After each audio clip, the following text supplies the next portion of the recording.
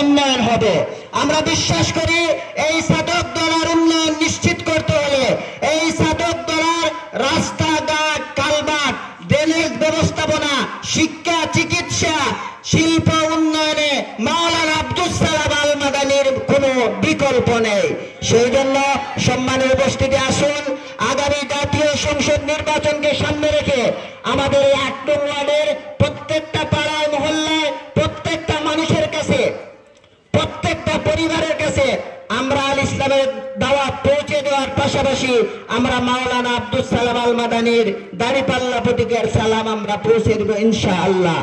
আর আব্দুস সালাম আল মাদানি যদি নির্বাচিত হন, অন্ততপক্ষে আব্দুস সালাম আল মাদানির মাধ্যমে দুর্নীতি হবে না, দুঃশাসন হবে না, মানুষ জুলুমের শিকার হবে না ইনশাআল্লাহ।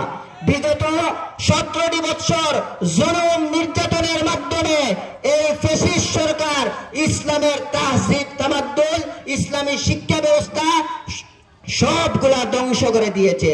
সেই জন্য সম্মানিত উপস্থিতি আসল, আগামীতে ইসলামী বিপ্লবকে ত্বরান্বিত করার জন্য আমরা সবাই ঐক্যবদ্ধ হয়ে আমরা ইসলামের পক্ষে আমরা স্লোগান তুলব ইনশাআল্লাহ।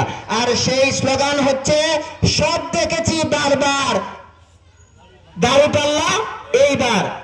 আমাদের ছাতকতলায় ন্যায় এবং ইনসাফের কোন প্রতীক আছে?